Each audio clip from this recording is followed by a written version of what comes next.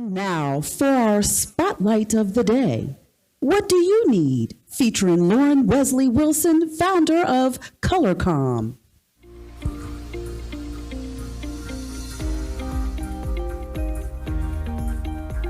I get a clap? Can I get some love? I came all the way from New York, which is not far, but I've been on the road for this book tour. I don't know if you all have been following. But good morning, DC. Good morning. So I have a few minutes with you all. I think I will just talk about myself for half the time, and then I will talk about what do you need. And then I really want to open it up for Q&A because I think that's important to have these conversations to be able to build community. So some of you might be, let's take a show of hands. I don't want to assume. How many of you all are familiar with ColorCom? Have you heard of it? Are you familiar? Yes, thank you, thank you. So I got a few hands, So a little bit about me. My name is Lauren Wesley Wilson, founder and CEO of the ColorCom Corporation, which I started in Washington, D.C. 13 years ago. That deserves, yes, a woo. And I am the author of best-selling book, What Do You Need?, which came out April 2nd. So we were super happy to make the list. So we're really thrilled about that. So I'll tell you a little bit about me and my background and my story, how I got here, and then we'll, of course, address some of the themes around what do you need. So I graduated from Spelman College, went to Georgetown University for grad school. I came to DC right in the middle of a recession. And right after grad school, I needed a job, and I didn't really know who I was going to go work for. I just got a referral, and I was like, yes, sign me up. And I am a registered Democrat, and so this company I ended up working at is a Republican public affairs firm. So yes, I did not know where I was working. I did not do my research. And through some of my experiences there, which have been, I've talked about, anyways, needless to say, I'll speed it up. I got fired from my first job, which was that company. And on MLK weekend, you fire me, the only black girl on the black holiday. And yeah, it was traumatic.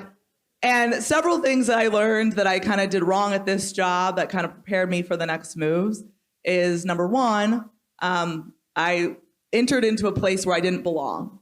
So not every environment is set up for our success.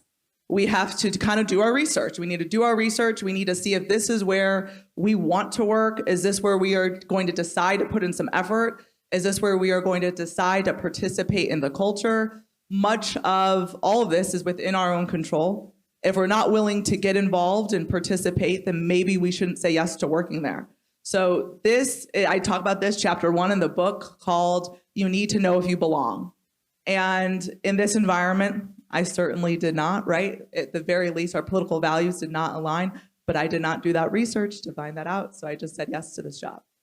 Many things happened along the way. I would go to this job, I would just do my work and go home. And it would be, the reason why is because I had a 90-minute commute in and a 90-minute commute back. So I would go to work, do my work, and go home. And so when employees would offer opportunities to get together and an olive branch would be extended to me, I would say, no, I can't. I need to go home. I'll be stuck in traffic.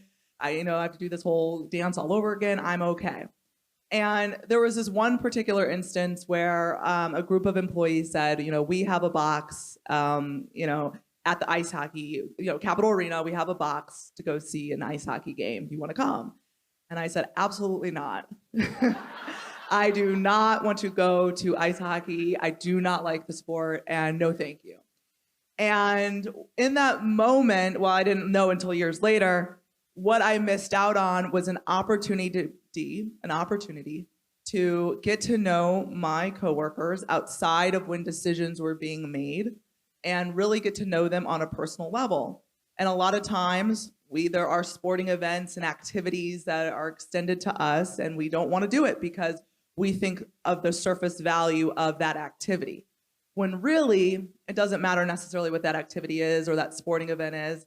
We really need to be in environments and spaces that allow us to get to know our coworkers outside of the office because we will have better information on the company and our role towards advancement, promotion schedules and cycles, all those things that they don't talk about until you leave the office over a few drinks.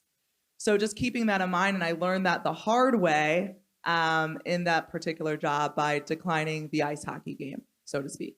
So needless to say, I get fired and, I'm all upset, I'm ashamed, I'm crying, I'm all these things, and I eventually bounce back. I do.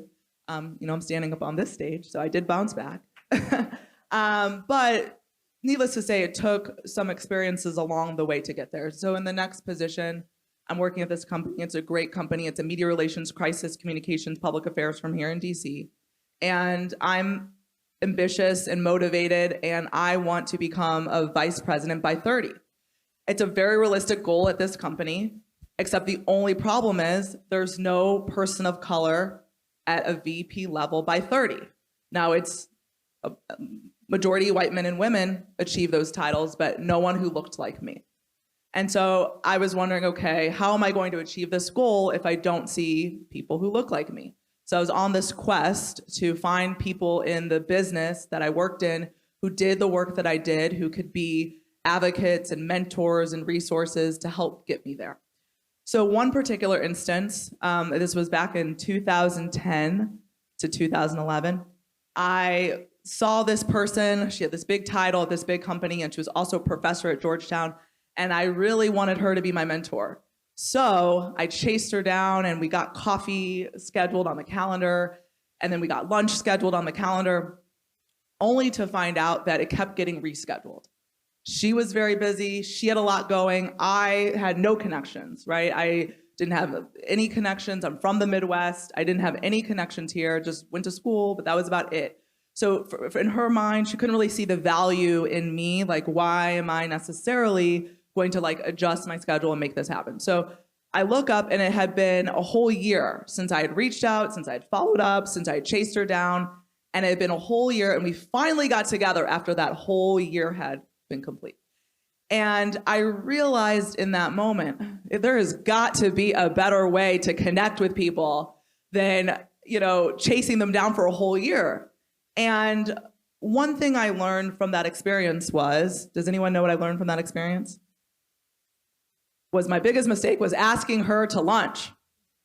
If I would have just asked her for 15 minutes of a call and did my research on her and kind of got prepared to answer whatever my challenging question or experience at the time that I needed help through, it would have been worked out. But imagine to say I probably made so many mistakes because I was so focused on this would-be mentor, and all my challenges never got really solved, but on my own.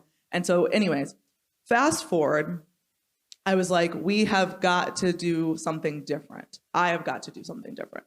And so I set out to create this luncheon series called ColorCom.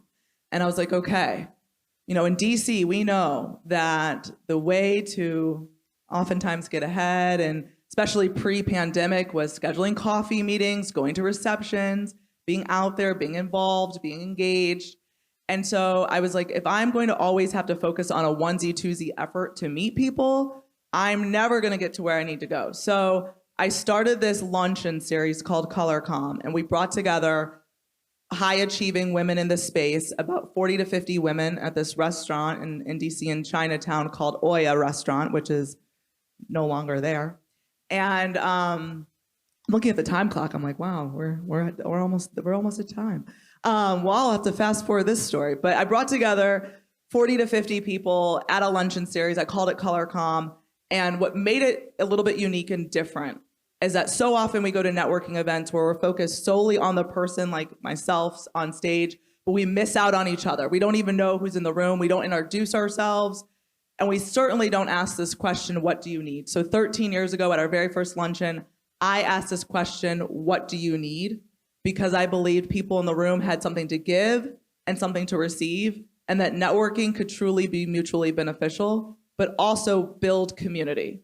And so when we go into the workforce, we need to start asking ourselves, what do we need, and that of others.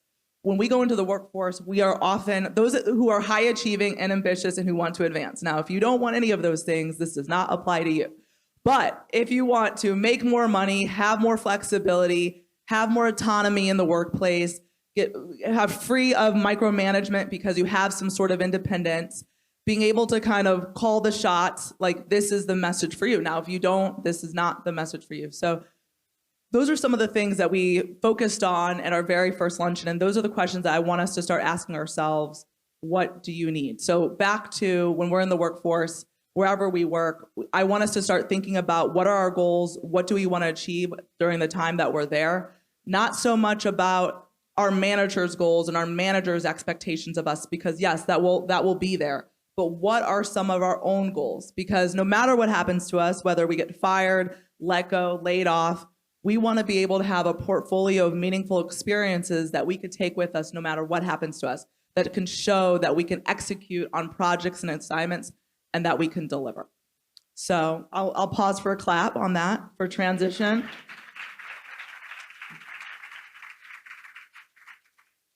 I'll also say that I just want to, I wrote this book. I've been doing a lot of press for this book and on The View and Good Morning America and just all over, and headed to Atlanta tonight. And it's been great reception. On the one hand, a lot of positive reception. You all will receive it.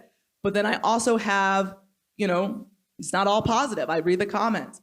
And so I also want to just leave us with this. We know that racism in the workplace exists. Microaggressions in the workplace exist. No matter where we go, the realities are there is no perfect work environment. We could be hopping around, looking for a perfect work environment free of all these things. And we would be, and in doing so, we're also wasting time on learning and growing and figuring out the tools that we need to be able to move, advance, grow, and thrive. And so I know that racism exists, microaggressions exist. I wrote this book so we could think about our careers in a new way. So we could think about the long-term strategy of our careers and in some degree, focus on navigating through these systems that may not change because we didn't create them in the first place. That deserves a woo and a clap. I mean, just as a reminder, we did not create these systems in the first place. So we do not have the power to necessarily change them overnight. It will take time. So in the meantime, what are we going to do in the meantime while these systems continue to remain the same? In the meantime, I want us to all figure out this political game that is happening around us in the workplace and learn how we can navigate it so that we can be successful, so we can get the needs of from our employer, so we can enjoy where we work, so that we can have a successful career. And ultimately, I want us to be happy where we are, because work is not just work, and then you die. We want to be able to enjoy this journey and have some freedoms, but there are some things that we can do that I talk about that allow us to put the control and onus back on us and not onto the employer. So I'll leave you all with that. Thank you.